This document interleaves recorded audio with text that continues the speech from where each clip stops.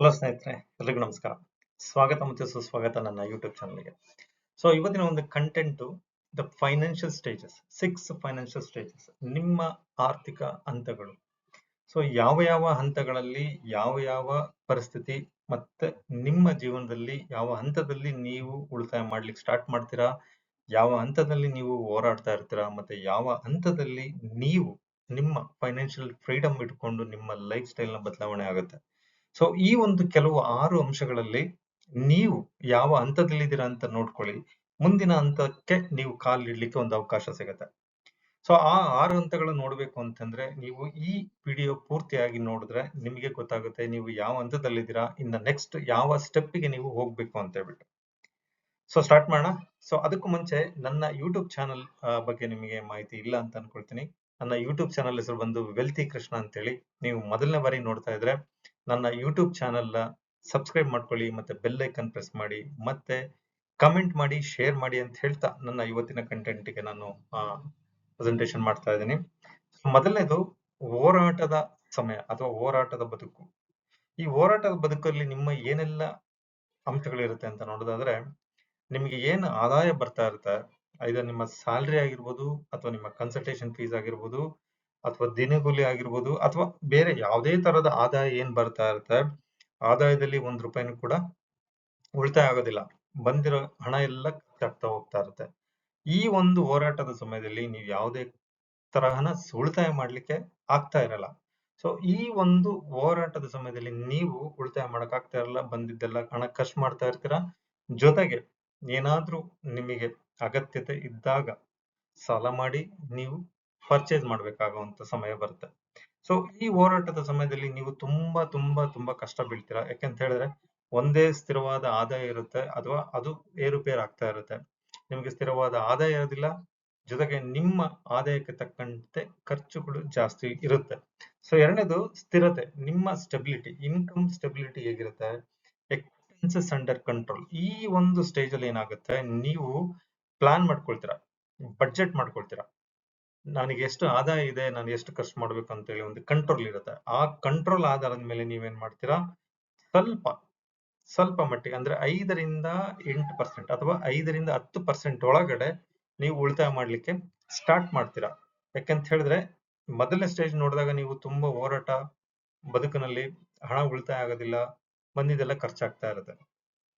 ಎರಡನೇ ಒಂದು ಸ್ಟೇಜ್ ಬಂದಾಗ ಸ್ವಲ್ಪ ಮಟ್ಟಿಗೆ ಅಂದ್ರೆ ನಿಮಗೆ ಕಂಟ್ರೋಲ್ ಹಿತವಾಗಿ ಇರುತ್ತೆ, ಅಂದ್ರೆ ನಿಮ್ಮ ಖರ್ಚು ಇರುತ್ತಲ್ಲ ಆ ಖರ್ಚಿನ ಕಂಟ್ರೋಲ್ ಇರುತ್ತೆ. ಸೊ ಹಾಗಾಗಿ ನೀವು 5ರಿಂದ 10% ಅಷ್ಟು ಉಳಿತಾಯ ಮಾಡ್ಲಿಕ್ಕೆ ಪ್ರಯತ್ನ ಪಡ್ತೀರಾ. ಸ್ವಲ್ಪ ಕೂಡ ಉಳಿತಾಯ ಆಗುತ್ತೆ. ಮೂರನೇದು ಸೆಕ್ಯೂರಿಟಿ, ಭದ್ರತೆ, ನಿಮ್ಮ ಹಣದ ಭದ್ರತೆ, less dependency on monthly salary. So ಈ ಒಂದು ಸ್ಟೇಜಿಗೆ ಬಂದಾಗ ಏನಾಗುತ್ತೆ, ನೀವು ನಿಮ್ಮ ರೆಗ್ಯುಲರ್ ಆದಾಯದ ಮೇಲೆ ನೀವು ಅಂದ್ರೆ ಬಂದ್ರೆ ನಡೆಯುತ್ತೆ, ಬರ್ದೇ ನಡೆಯುತ್ತೆ ಅನ್ನೋ ಒಂದು ಮನೋಭಾವದಲ್ಲಿ ಇರ್ತಾರೆ. ಯಾಕೆಂತ ಹೇಳಿದ್ರೆ ಈ ಒಂದು ಸ್ಟೇಜ್ ಅಲ್ಲಿ ನೀವು ನಿಮ್ಮ ಆದಾಯ ಒಂದು ಸ್ಟೆಬಿಲಿಟಿ ಆಗಿರುತ್ತೆ, ಭದ್ರತೆ ಅಂತ ಹೇಳಿ ನಿಮಗೆ ಒಂದು ದೃಢ ನಂಬಿಕೆ ಇರುತ್ತೆ. ಜೊತೆಗೆ ಆ ಸಮಯದಲ್ಲಿ ನೀವು ಇನ್ಶೂರೆನ್ಸ್ ಕವರೇಜ್ ಮಾಡ್ಕೊಂಡಿರ್ತೀರ, ಲೈಫ್ ರಿಸ್ಕ್ ಕವರೇಜ್ ಮಾಡ್ಕೊಂಡಿರ್ತೀರಾ. ಟರ್ಮ್ ಇನ್ಶೂರೆನ್ಸ್ ಆಗಿರ್ಬೋದು, ಅಥವಾ ರೆಗ್ಯುಲರ್ ಮೆಡಿಕಲ್ ಇನ್ಶೂರೆನ್ಸ್ ಆಗಿರ್ಬೋದು, ಮತ್ತೆ ಲೈಫ್ ಲೈಫ್ ರಿಸ್ಕ್ ಕವರೇಜ್ ಆಗಿರುತ್ತೆ, ಮತ್ತೆ ರಿಟೈರ್ಮೆಂಟ್ ಪ್ಲಾನ್ ಕೂಡ ಇಲ್ಲಿ ಯೋಚನೆ ಮಾಡ್ತಾರೆ ಈ ಒಂದು ಸ್ಟೇಜ್ ಅಲ್ಲಿ. ಸೊ ನೆಕ್ಸ್ಟ್ ಸ್ಟೇಜ್ ನೋಡೋದಾದ್ರೆ ಗ್ರೋತ್ ಸ್ಟೇಜ್, ಬೆಳವಣಿಗೆ ಅಂತ. ಇದು ಈ 3 ಏನು ಹಂತಗಳನ್ನು ದಾಟಿ 4ನೇ ಹಂತಕ್ಕೆ ಬಂದಾಗ ನಿಮ್ಮ ಹಣದ ಬೆಳವಣಿಗೆ ಜಾಸ್ತಿ ಇರುತ್ತೆ. ಸೊ ರೆಗ್ಯುಲರ್ ಸೇವಿಂಗ್ಸ್ ಇರುತ್ತೆ, ಜೊತೆಗೆ ನೀವು ಇನ್ವೆಸ್ಟ್ಮೆಂಟ್ ಕೂಡ ಮಾಡ್ತಾ ಇರ್ತೀರಾ ಈ ಒಂದು ಹಂತದಲ್ಲಿ. ಮತ್ತೆ ನಿಮ್ಮ ಇನ್ಕಮ್ ಏನಾಗುತ್ತೆ, ಇನ್ಕ್ರೀಸ್ ಆಗ್ತಾ ಇರುತ್ತೆ. 4ನೇ ಸ್ಟೇಜ್ ಬಂದಾಗ ನಿಮ್ಮ ಇನ್ಕಮ್ ಜಾಸ್ತಿ ಇನ್ಕ್ರೀಸ್ ಆಗ್ತಾ ಇರುತ್ತೆ.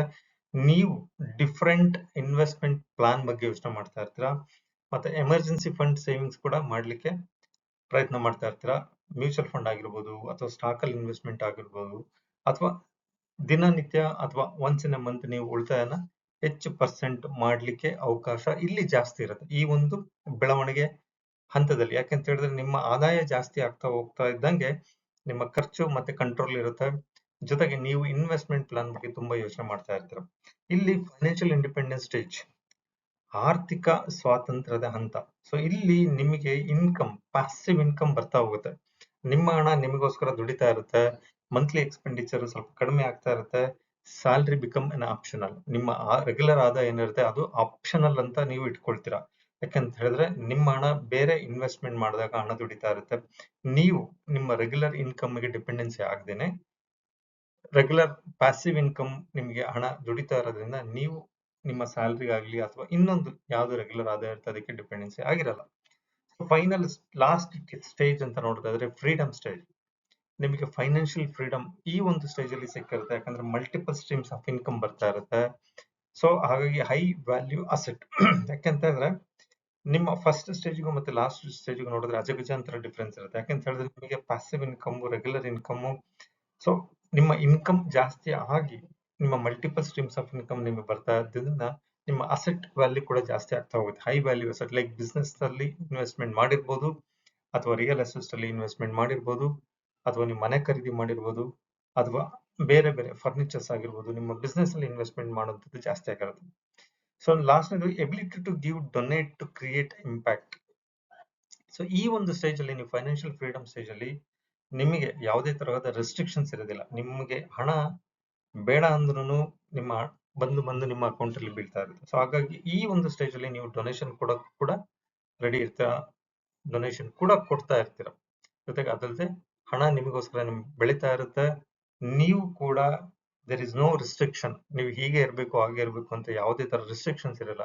ಈ ಒಂದು ಸ್ಟೇಜ್ ಅಲ್ಲಿ ನೀವು ಫೈನಾನ್ಷಿಯಲಿ ಫ್ರೀಡಮ್ ಆಗಿರೋದ್ರಿಂದ ನಿಮಗೆ ಹಣ ಎಷ್ಟು ಬೇಕಾದ್ರೂ ಖರ್ಚು ಮಾಡೋಕ್ಕೆ ಸ್ವಾತಂತ್ರ್ಯ ಇರುತ್ತೆ, ಎಲ್ಲಿಗೆ ಬೇಕಾದ್ರೂ ಹೋಗ್ಲಿಕ್ಕೆ ಸ್ವಾತಂತ್ರ್ಯ ಇರುತ್ತೆ. ಮನೇಲಿ ಇದ್ದು ಕೂಡ ಮಲ್ಕೊಂಡ್ರು ಕೂಡ ನಿಮಗೆ ನಿಮ್ಮ ಹಣ ನಿಮಗೆ ದುಡಿತಾ ಇರುತ್ತೆ. ಸೊ ಈ ಒಂದು 6 ಫೈನಾನ್ಷಿಯಲ್ ಸ್ಟೇಜಸ್ ಏನಿದೆ, ನೀವು ಯಾವ ಸ್ಟೇಜಸ್ ಅಲ್ಲಿ ಇದ್ದೀರಾ, ಸೊ ನೆಕ್ಸ್ಟ್ ಸ್ಟೇಜ್ ಹೋಗ್ಬೇಕಂದ್ರೆ ಏನ್ ಮಾಡ್ಬೇಕು ಅನ್ನೋದನ್ನ ನೀವು ಆಯ್ಕೆ ಮಾಡ್ಕೊಳ್ಳಿ. ಆಯ್ಕೆ ಮಾಡ್ಕೊಂಡು ನೀವು ನಿಮ್ಮ ಫೈನಾನ್ಷಿಯಲ್ ಸ್ಟೇಜಸ್ ನ ಫೈನಾನ್ಷಿಯಲ್ ಫ್ರೀಡಮ್ ಬರಬೇಕು ಅನ್ನೋದಕ್ಕೆ ಏನೆಲ್ಲ ಮಾಡ್ಬೇಕು ಅಂತ ಹೇಳಿ ನನ್ನ ಕಳೆದ ವಿಡಿಯೋಗಳಲ್ಲಿ ನೀವು ನೋಡಿ ತಿಳ್ಕೊಂಡು ನೀವು ಕೂಡ ಫೈನಾನ್ಷಿಯಲಿ ಫ್ರೀ ಆಗಿ ಅಂತ ಹೇಳ್ತಾ ನನ್ನ ಇವತ್ತಿನ ಒಂದು ಕಂಟೆಂಟ್ ನ ಮುಗಿಸ್ತಾ ಇದ್ದೇನೆ.